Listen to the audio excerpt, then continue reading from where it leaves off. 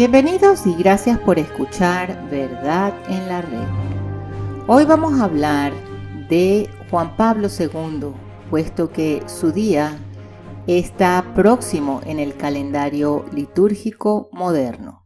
Hay muchas personas que han notado que en los círculos tradicionalistas no hay una veneración a la santidad de Juan Pablo II.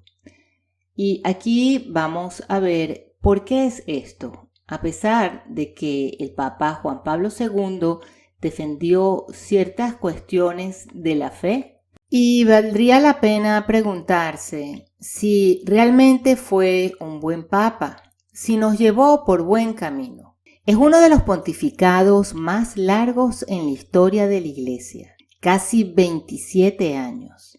Y fue el pontificado que le dio plataforma para lanzar de una y por todas la revolución que lleva a cabo el Papa Francisco, planificada, por supuesto, por sus antecesores Juan XXIII y Pablo VI.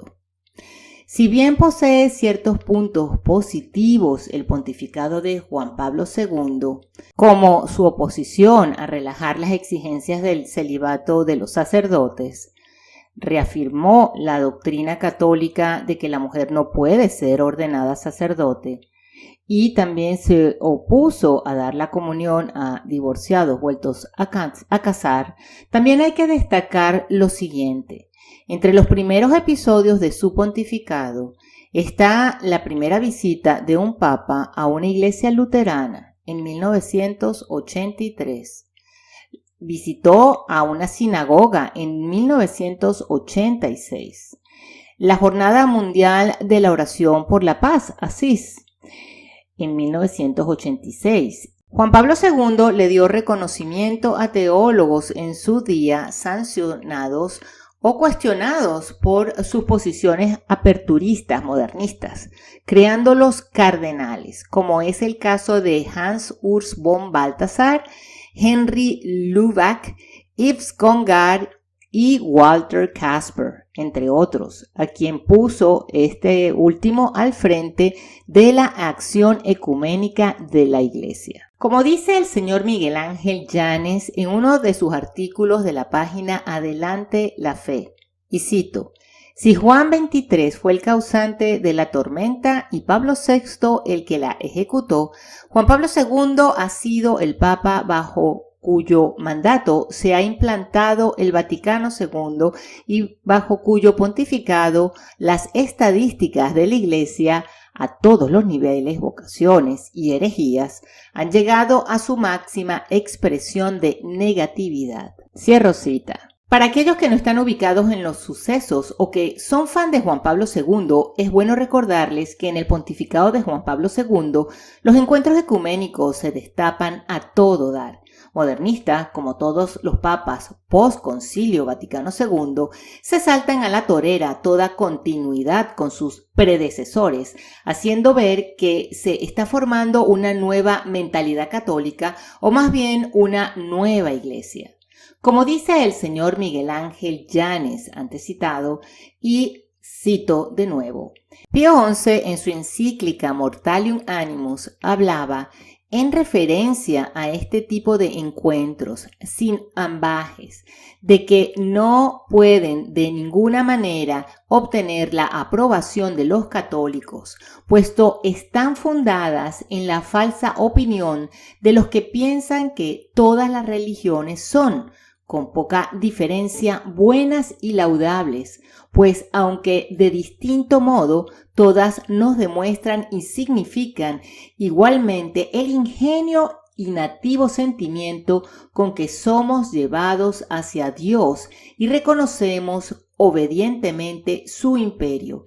Y advertía que cuantos se adhieren a tales opiniones y tentativas se apartan totalmente de la religión revelada por Dios. El encuentro de Asís no es, pues, un detalle, una anécdota, como los Juan Pablo Latras suelen repetir para pasar de puntillas por él, sino que es un acto de extrema gravedad. un encuentro que se aparta totalmente de la religión revelada por Dios, es decir, un auténtico acto de apostasía y escándalo público. La jornada de Asís, luego repetida por Benedicto XVI, dicho sea de paso, fue un resumen según un brillante análisis de sí, sí, no, no, otros que escriben para adelante la fe. Y dice, primero, es una ofensa a Dios. Segundo, una negación de la necesidad universal de la redención. Tercero, una injusticia y una falta de caridad hacia los infieles. Cuarto, un peligro y un escándalo para los católicos. Y quinto, una infidelidad que traiciona la misión de la Iglesia y de San Pedro. Cierro cita. Fue en el pontificado de Juan Pablo II que se firma el convenio de declaración conjunta sobre la doctrina de la justificación con luteranos. Fue cuando se extendió con mayor fuerza la comunión en la mano, la desacralización de la Eucaristía en las Jornadas Mundiales de la Juventud, que puso tan de moda, cuando también se puso de moda echar a un lado el tabernáculo en las parroquias. Después de todo, él permitió en Asís que se colocara encima del tabernáculo a Budas y que otros herejes ocuparan las iglesias en Asís para que rindieran culto a sus deidades, o sea, a los demonios. Le dio la comunión a herejes como a Roger Taizé. Fue cuando en su pontificado se diseminó con gran energía la teología de la liberación en las Américas, a pesar de que él decía que se le oponía, pero no hicieron nada para frenar esto. Fue en su pontificado que se instituyó la fábrica de santos. Es verdad que Pablo VI fue el que inició esto en 1969 con la simplificación del proceso, pero Juan Pablo II lo completó en 1983. Juan Pablo II beatificó a 1.340 personas y canonizó a 483 santos, más que la cifra sumada de sus predecesores en los últimos 5 siglos. Este papa no se limitó a reducir de 4 a 2 la cantidad de milagros exigidos, o sea, 2 para la beatificación y 2 para la canonización, sino que la misión tradicional del promotor fidei se ha eliminado a todos los efectos, con lo que ya no hay un proceso con 2 partes verdaderamente enfrentadas en la congregación para las causas de los santos. Fue él el que alteró la secuencia de los misterios del Santo Rosario, adaptando reflexiones de estos misterios de los escritos de María Valtorta. Juan Pablo II erigió al Opus Dei como una prelatura personal. De esta manera les da su apoyo al pluralismo que estos, a su vez, apoyan tan vehementemente, en contradicción a los papas anteriores al Segundo Concilio del Vaticano. Fue con su pontificado cuando el número de homosexuales entre el clero creció abismalmente junto con el número de abusos de menores sin realmente poner ninguna disciplina. Fue cuando la persecución a la misa tradicional fue más férrea, llegando al punto de que, como no pudieron erradicarla, ya que tenía un defensor muy vocal que la defendía, Monseñor Lefebvre, pues no les quedó más remedio que crear la Comisión Ecclesia Dei. Trajo de nuevo a la luz los escritos de Sor Faustina, escritos puestos en el índice de libros prohibidos, y devoción rechazada por el Papa Pío XII, pues éste no quería más copias de devociones que ya estaban establecidas, como era esta, que viene previamente de la devoción de la hermana Sor María Marta Chambon. Esta oración es similar a la corona de la Divina Misericordia, solo que la diferencia es que aquí se mencionan las llagas de nuestro Señor. Además, hasta el día de hoy no se tienen pruebas de que haya sido una manifestación sobrenatural la que experimentaba Sor Faustina, y sin embargo la aparición de la devoción tiene un día de fiesta y algunos la refieren como de rango sacramental. Fue Juan Pablo II proclamado venerable por su sucesor Benedicto XVI, quien posteriormente presidió la ceremonia de su beatificación el 1 de mayo del 2011, Domingo de la Divina Misericordia, y fue canonizado por el Papa Francisco este 2014, otra vez en un día que era Domingo de la Divina Misericordia. Muchos dirán, pero ¿qué dices? Es infalible su canonización. Realmente lo es.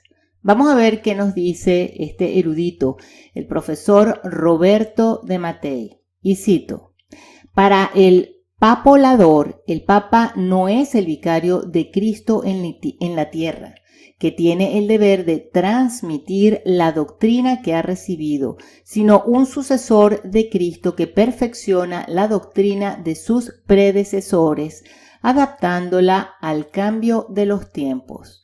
La doctrina del Evangelio está en perpetua evolución porque coincide con el magisterio del pontífice reinante. El magisterio, entre comillas, vivo, sustituye al magisterio perenne expresado por la enseñanza pastoral que cambia diariamente y tiene su regula fidei, regla de fe, en el sujeto de la autoridad y no en el objeto de la verdad transmitida. Una consecuencia de la papolatría es el pretexto de canonizar a todos y cada uno de los papas del pasado para que retroactivamente se, entre comillas, infalibilice cada palabra suya, cada acto de gobierno. Sin embargo, esto concierne solo a los papas posteriores al Concilio Vaticano II y no a los que precedieron a ese concilio. En este punto surge la pregunta: la época dorada de la Iglesia, de la historia de la Iglesia, es la Edad Media, y sin embargo los únicos papas medievales canonizados por la Iglesia son Gregorio VII y Celestino V. También habría que incluir a León IX. En los siglos XII y XIII hubo grandes papas, pero ninguno de ellos fue canonizado. Durante 700 años, entre los siglos XIV y XX, solo fueron canonizados San Pío V y San Pío X. ¿Todos los demás eran papas indignos y pecadores? Ciertamente no, pero el heroísmo en el gobierno de la Iglesia es una excepción, no la regla. Y si todos los papas fueran santos, entonces nadie es santo. La santidad es una excepción tal que pierde sentido cuando se convierte en regla. ¿Cómo podrían haber sido canonizados Juan XXIII y Juan Pablo II? Sus fracasos sistemáticos en el nombramiento de obispos fueron monstruosos. ¿Cómo puede Francisco atreverse a beatificar y ahora a canonizar a Pablo VI, uno de los peores papas de la historia, cuyas nominaciones en todo el mundo y en los Estados Unidos lograron hacer que lo malo fuera realmente horrible? La Iglesia había canonizado exactamente a 2 papas en un periodo de 700 años. En los últimos años ha canonizado a 3 papas en un periodo de poco más de 50 años. Medio siglo que coincide mágicamente con la preparación, ejecución y las secuelas del más mágico de todos los concilios, el Vaticano II. Debe ser ese efecto de nuevo Pentecostés, entre comillas. Si esto no es suficiente para convertir a alguien, es un cínico. No estoy seguro de qué sería. Cierro cita. Y por último, la pregunta que se hizo el señor Miguel Ángel Yáñez en su artículo mencionado antes de Adelante la Fe, que dice: ¿cómo es posible que un papa, a la vez que se aparta por completo de la revelación, cumpla con su obligación suprema de Estado de custodiar la fe? Sencillamente imposible de conciliar, y es pues ridículo, auténtica ceguera espiritual, el que haya gente que critique a Francisco y habla de que Juan Pablo II era un santazo.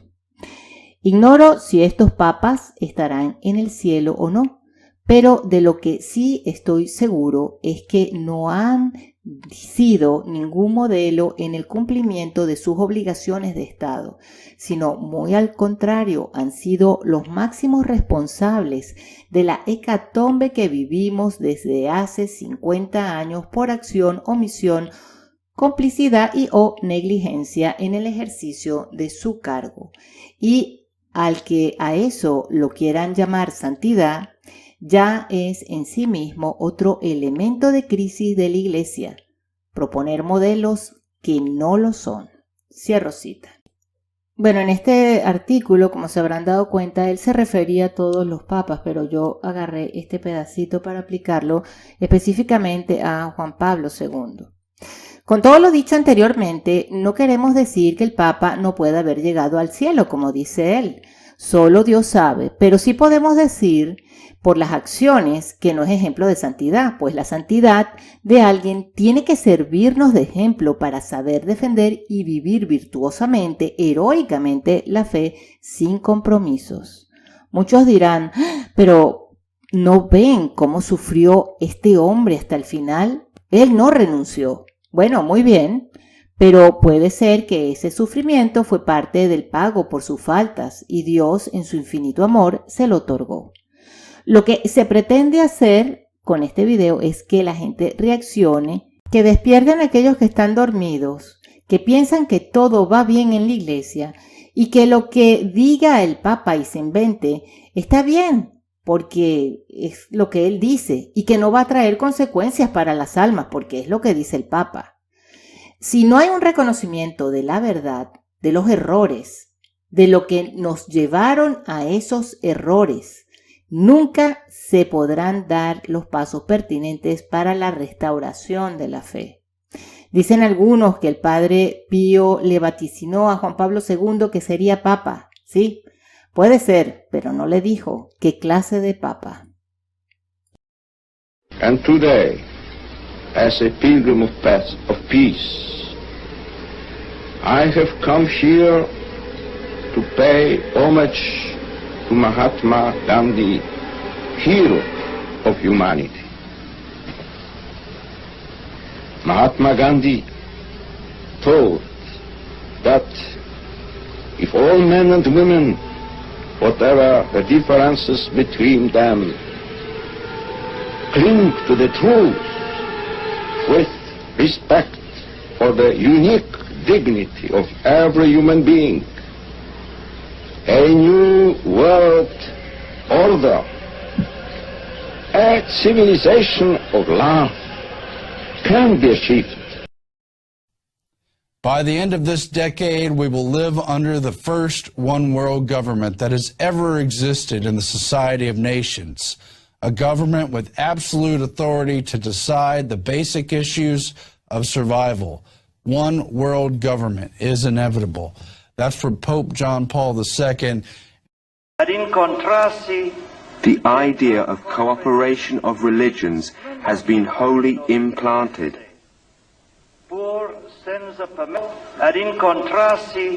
The idea of cooperation of religions has been wholly implanted. The new world order, the new global spirituality, and the new global ethic are already taking flesh and bones. Nell'edificazione di un nuovo ordine mondiale fondato su giusti rapporti etici ed economici. Y por último, aquellas personas que van a dejar comentarios, por favor que no sean comentarios ni de maldición, ni de insultos, ni llenos de rabia, porque no los vamos a publicar. Lo dicho aquí, lo mostrado aquí son hechos que hablan por sí solos. Están respaldados por las enseñanzas de siempre de la Iglesia, en contraposición a lo que nos han enseñado estos papas modernos. Muchísimas gracias por haber escuchado Verdad en la Red. Que Dios nos bendiga y hasta la próxima.